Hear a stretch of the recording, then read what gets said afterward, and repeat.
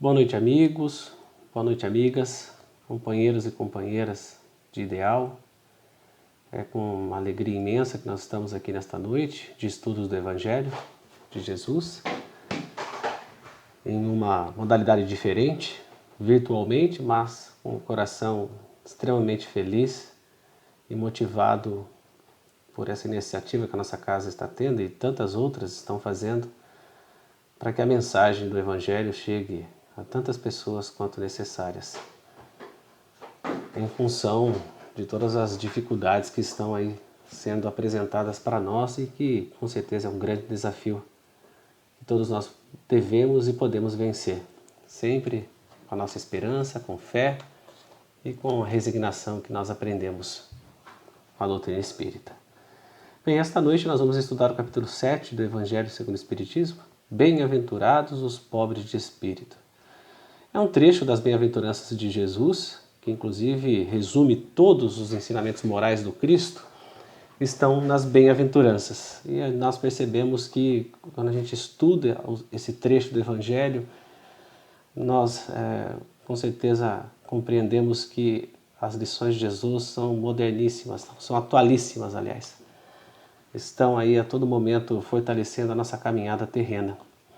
Essa bem-aventurança, ela tem uma forma de interpretar que ela é muito particular, porque quando as pessoas pensam em bem-aventurados os pobres de espírito, inclusive pobreza de espírito tem uma conotação pejorativa, no senso comum, mas quando Jesus se refere aos pobres de espírito, ele está naturalmente falando sobre aquelas pessoas que têm algumas virtudes já desenvolvidas no coração e na alma e que com certeza estimulam uma visão da grandeza do ser humano. Por que nós estamos falando isso? Porque quando Jesus fala isso no Evangelho, dos pobres de espírito, ele não está se referindo aos tolos, às pessoas que simplesmente têm algumas imperfeições que nós todos carregamos, vaidades, orgulhos, enfim, sentimentos ainda imperfeitos que dificultam as nossas relações uns com os outros. Mas ele se refere àqueles que são humildes de coração, aqueles que afastaram de si o orgulho, a vaidade, e que com certeza já tratam o próximo como um irmão, com carinho, com interesse e com resignação. No trecho do Evangelho, a gente percebe que o trecho que nós vamos naturalmente falar agora, que é o capítulo 11, do item 11 ao 13, nós percebemos que eles focam especificamente no orgulho e na humildade. Por quê? O orgulho, sem dúvida nenhuma, é um sentimento ainda que impera em nós, nas nossas lutas diárias, nas nossas relações uns com os outros. E a gente percebe que nós somos seres orgulhosos ainda, em diversos aspectos, em diversas situações, porque a gente não se desprendeu de um sentimento ainda que nós carregamos através do nosso processo evolutivo, que é de pensar em nós mesmos antes de pensarmos nos nossos semelhantes. Essa mensagem que vem das instruções dos Espíritos nesse trecho do Evangelho segundo o Espiritismo, ele vai trazer para nós algumas reflexões muito importantes. A primeira que nós gostaríamos de falar é sobre a gratidão. A gratidão é um sentimento que nós precisamos desenvolver, ainda mais no mundo que nós estamos vivendo, essas transformações todas que estão acontecendo, estas lutas que a vida material está nos impondo. A gratidão a Deus, a vida, a oportunidade da existência, a oportunidade de nós estarmos aqui nesta vida, é sem dúvida nenhuma um dispositivo que a gente precisa desenvolver.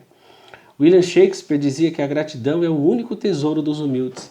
E nós percebemos que quando a pessoa passa a agradecer e não a reclamar, nós entendemos que a pessoa está começando a enxergar todas as oportunidades que nós temos como um aprendizado que a gente vai levar para a eternidade.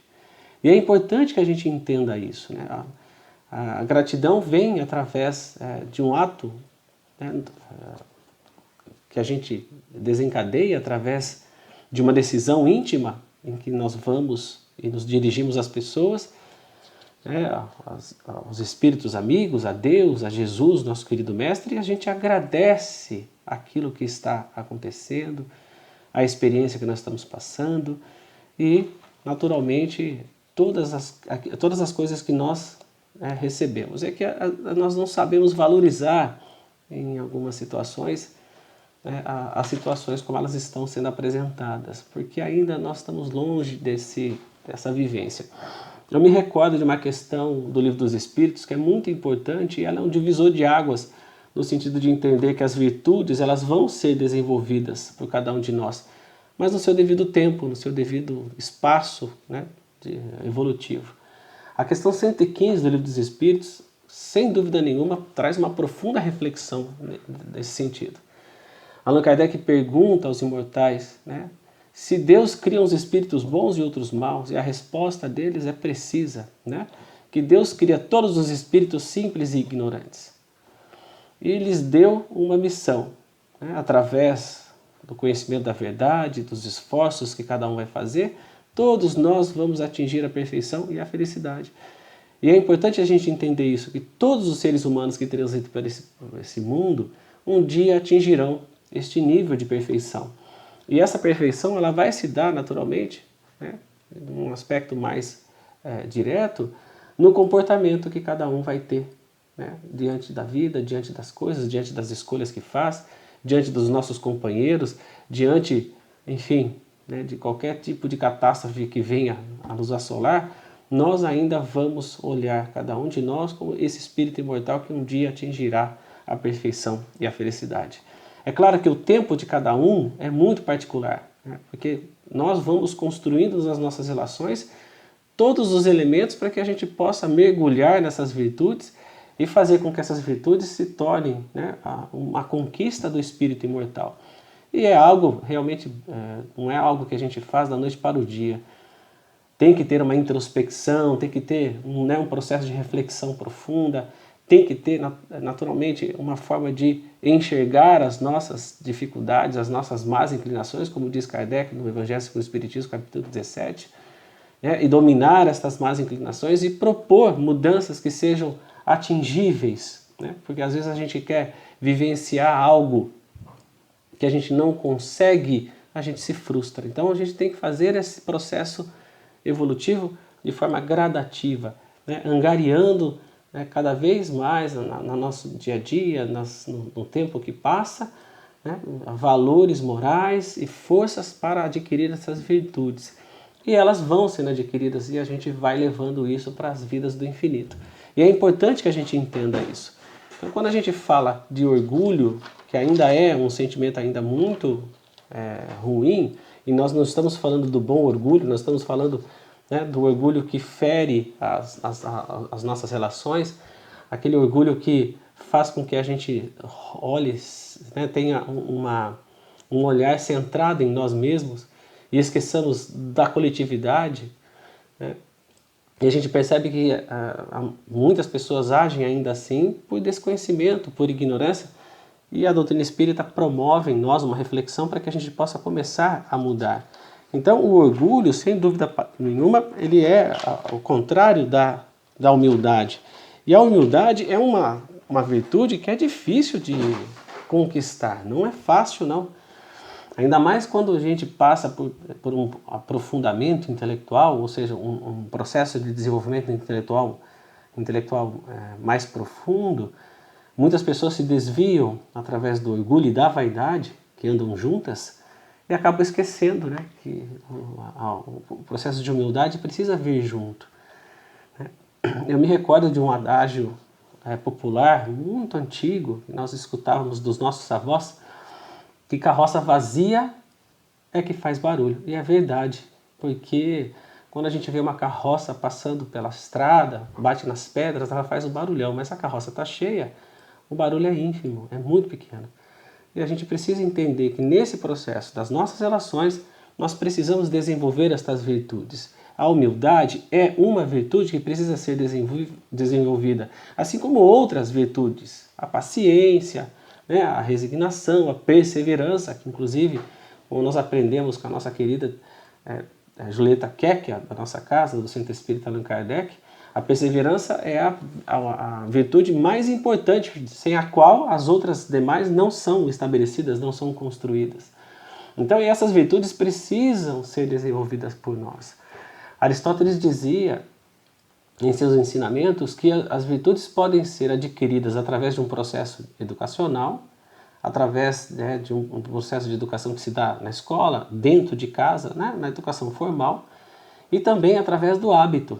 Quanto mais a gente se habitua a fazer determinadas questões, mais a gente vai ampliando a nossa forma de vivenciar aquelas virtudes e a gente vai, né, com as nossas relações na sociedade, modificando e aperfeiçoando essas virtudes. Longe da gente querer, em apenas uma existência, né, fazer com que todas essas virtudes se tornem, né, um edifício enorme dentro de nós, mas não. A gente entende que essas virtudes a gente pode ir construindo devagar, né, cada uma no seu tempo, cada uma da sua forma de se relacionar com o outro, e a gente vai naturalmente, trazendo essas construções gradativas, que é naturalmente a forma de evoluir. A gente não evolui, né, a gente não dá saltos da noite para o dia. Desenvolver uma virtude é um processo que requer da gente renúncia muitas vezes. Confúcio dizia que a humildade é a única base sólida de todas as virtudes. Olha que lindo. Por quê? Porque ela constrói, ela envolve as demais virtudes num processo de enriquecimento e de crescimento. Então, quantas pessoas que passaram pelo mundo, né, e ensinaram para nós o valor da humildade. Quantas pessoas que construíram através das suas relações uns com os outros, né, através da sua forma de agir, na profissão que realizava, nas ações do mundo em que estava inserido, quantos exemplos de humildade a gente pode citar nessa preleção, nessa pequena conversa do Evangelho.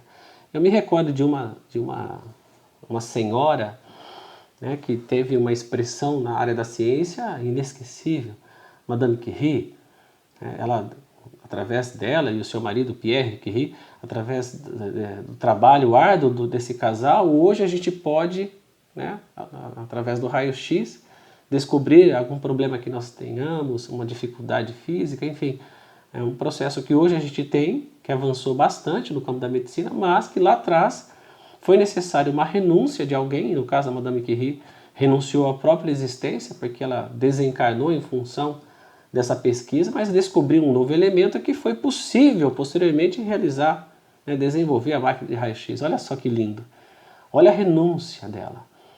Ela tinha a semente da ciência dentro da sua alma e ela, né, pesquisando, chegou a essas novas descobertas, ganhou o prêmio Nobel, né, e aí poderia ter enriquecido ela, não só ela, mas as suas gerações. Ela teve 2 filhos e ela simplesmente legou essa descoberta ao patrimônio da humanidade.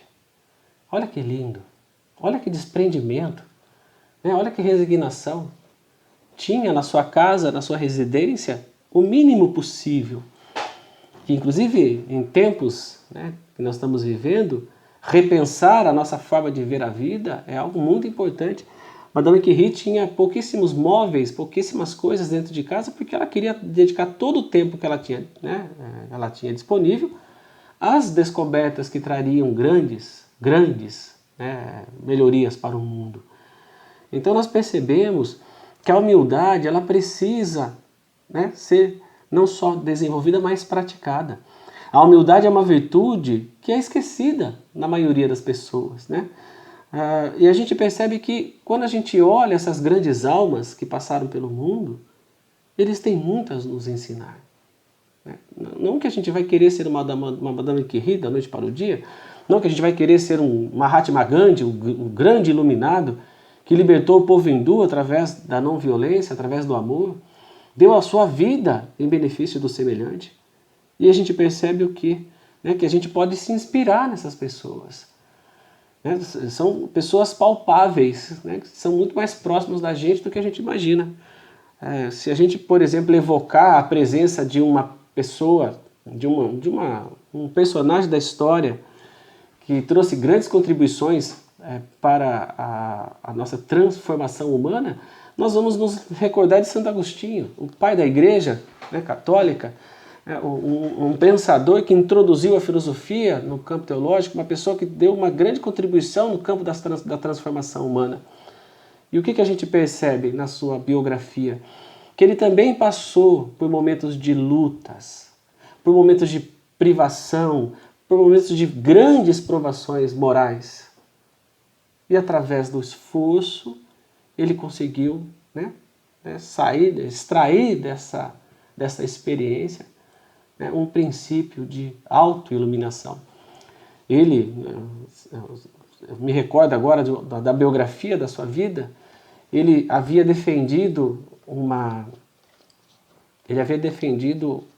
homem que tinha sido acusado de tentativa de homicídio. E naquela época, ele tinha uma retórica, né, brilhante, uma inteligência fora do comum. E ele usava dessa retórica, dessa inteligência, para defender pessoas que não precisavam ser naturalmente educadas para um outro processo de comportamento. Mas numa ocasião ele defendeu um homem que tinha sido acusado de tentativa de homicídio e ele apresentou toda a sua tese, defendeu ali publicamente aquilo que ele, né, julgava ser correto. E naquele período, quando o público aclamava a sua tese com palmas, né, com vozes altas, aquela tese era aceita e era tomada como uma lei. Então aquele homem que havia sido acusado foi defendido por Agostinho, né, de Hipona, e foi absolvido. Tempos depois, o filho daquele homem compareceu ao local onde Santo Agostinho estava, olhou para ele, ali nas escadarias daquele prédio, e disse assim: o senhor defendeu o meu pai, e o meu pai matou a minha mãe. Aquilo toca tão profundamente a alma de Agostinho de Hipona, que aquilo toca profundamente o seu coração. Ele fica chocado, ele fica impactado com tudo aquilo, e ele se afasta das atividades a qual ele exercia, né? Ele começa a se enveredar pela pesquisa de outras doutrinas esotéricas, até que anos e décadas depois ele se converte ao cristianismo. Então, quando a gente lê o livro mais extraordinário da vida dele, né, que são as Confissões, a gente percebe que essa transformação, para que seja interiorizada uma virtude, é um processo de descoberta que nós precisamos fazer. Então, no momento que nós estamos vivendo no mundo atual, nós sabemos o quanto as pessoas sofrem, né, quantas dores existem. Hoje nós estamos sendo obrigados a ficar confinados num espaço pequeno, no espaço da nossa casa, que é o nosso lar, é o nosso espaço sagrado, e a gente tem que rever uma série de questões do ponto de vista do comportamento, da renúncia, e a gente percebe que algumas virtudes, se houvessem desenvolvidas lá atrás, seriam mais fáceis da gente passar por tudo isso que nós estamos passando. Então a gente reconhece que as dores existem, né? Só que a gente precisa compreender que essas dores estão à nossa porta, para que a gente saiba atravessar com sabedoria, com resignação, com fé e com esperança. Por isso que, se o orgulho é ainda um sentimento que impera dentro de nós, a gente precisa avaliar os nossos sentimentos. Avaliar do ponto de vista espiritual, porque nós estamos aqui nesta vida tendo uma experiência material. Nós somos espíritos tendo uma experiência na vida material e procurando extrair dessa experiência as melhores lições para a nossa alma, né? Para o nosso progresso moral e para o nosso progresso espiritual. Então, quando a gente percebe essas questões, a gente começa a se dedicar de uma forma gradativa a esse processo de transformação.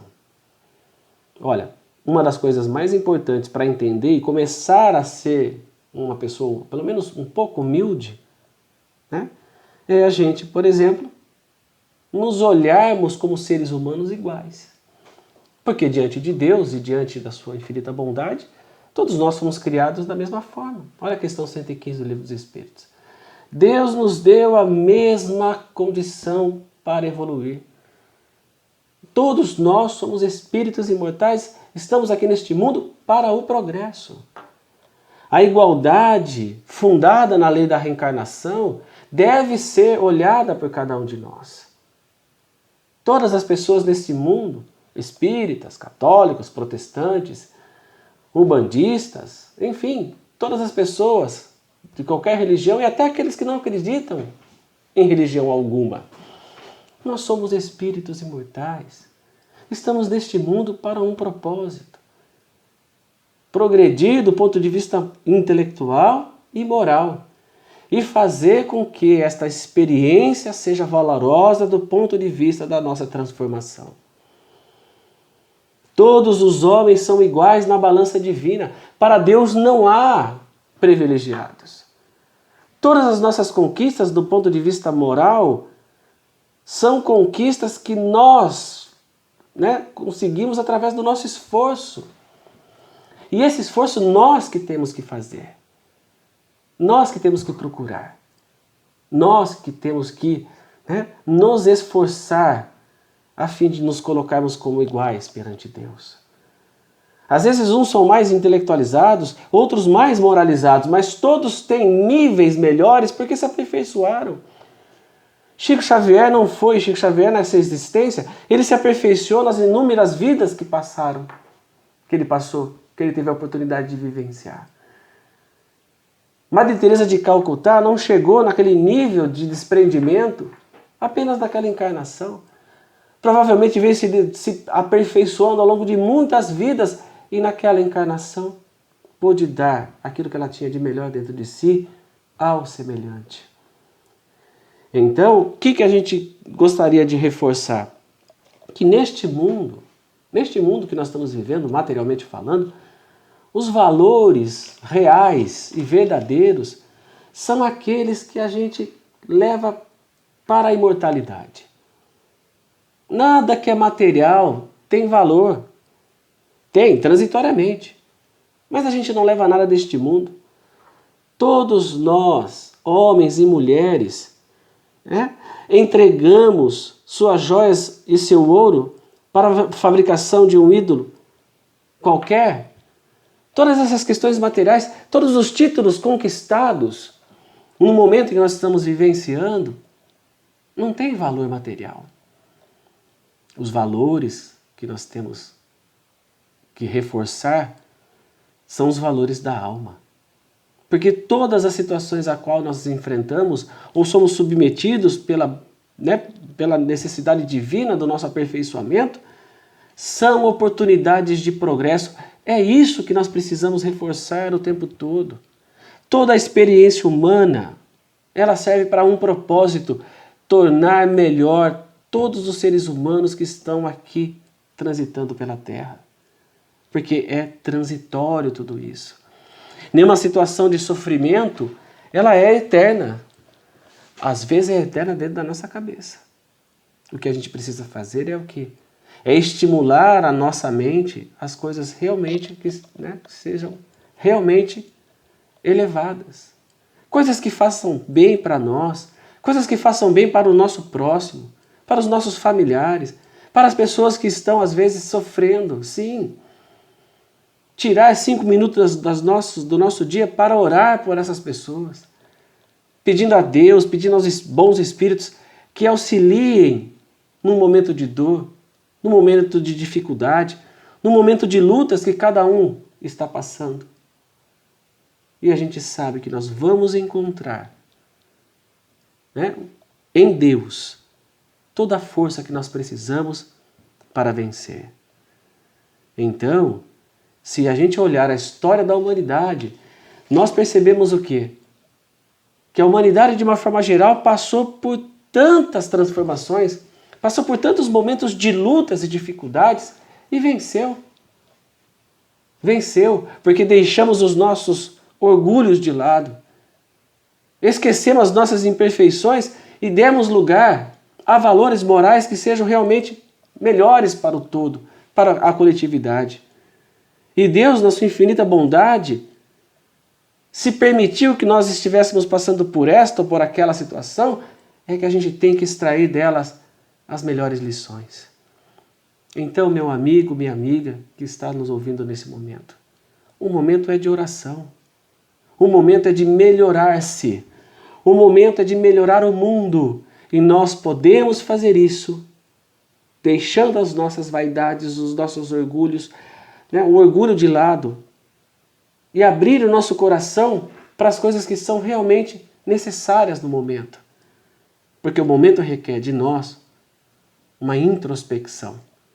O momento requer que a gente faça uma análise profunda em nossa alma e reveja comportamentos que não são adequados e que reveja todas as nossas imperfeições que ainda imperam em nós e faz com que a gente viva ainda com aquele homem velho que Paulo dizia nas suas cartas. E o homem novo, o ser humano elevado, às vezes sucumbe a estas imperfeições. Então, que a gente possa usar da nossa inteligência que Deus nos deu. E a gente tem recursos para isso. Porque a missão do homem na terra, do ser humano na terra, é vencer todos os obstáculos com coragem, com fé, com esperança, com resignação, com amor, a fim de que os tempos futuros venham e a gente possa naturalmente colher os frutos desse esforço. O momento requer de cada um de nós um processo de oração, um processo de esquecimento das nossas convicções, esquecimento da nossa forma de viver, a fim de que a gente passe por tudo isso de uma forma em que a gente extraia de tudo isso um melhor aprendizado. E se Deus está no leme de tudo, se Jesus está na coordenação deste planeta, nós sabemos que nada está fora do seu controle, do seu amor e da sua infinita bondade. A inteligência bem empregada, no sentido coletivo, tende a trazer significativos avanços à sociedade humana. E é dessa forma que a doutrina espírita faz uma leitura daquilo que está acontecendo, daquilo que está na nossa cara, daquilo que precisa ser mudado e alterado, aquilo que precisa ser vivenciado por cada um de nós. Sócrates, através dos seus ensinamentos, dizia: melhora-se o homem e todos os seus processos hão de melhorar, pois o segundo é o resultado da aplicação do primeiro. Ou seja, aperfeiçoa-se o ser humano e tudo que está à sua volta há de se aperfeiçoar. É o nosso desejo nesse momento que nós estamos vivendo.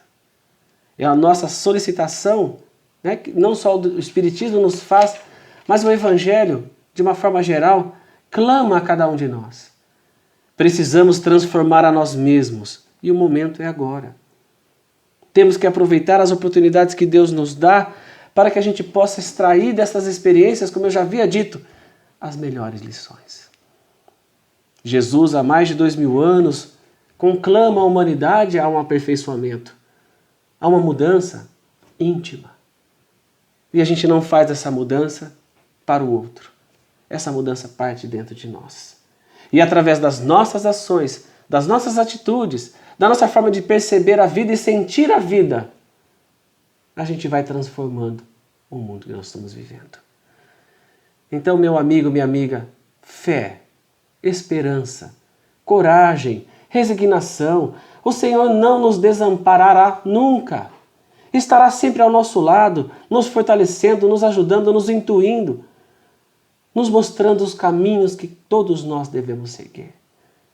E lá na frente, depois de tudo isso vivido, experienciado e interiorizado, né, dentro de cada um, ou seja, da forma que cada um vai extrair de tudo isso a melhor experiência, lá no futuro, todos nós colheremos as brisas, o sol e a paz que a tempestade vai deixar e que todos nós merecemos. Sintonia no bem, esperança no coração, fé na nossa mente, razão na forma de agir neste momento e que possamos, cada vez mais, através do estudo da doutrina espírita, dessa filosofia linda que nós abraçamos, através do estudo do Evangelho, através do conhecimento universal, todos nós possamos nos aperfeiçoar e atingir níveis melhores, não só das virtudes, mas de inteligência, a fim de que nós usemos tudo isso para o aperfeiçoamento de nós mesmos e para o aperfeiçoamento do mundo. Um beijo no coração de todos vocês e continuem em oração, porque a oração, sem dúvida, nos conecta com o mais alto e nós teremos a proteção de que todos nós estamos buscando. Muita paz e luz a todos nós.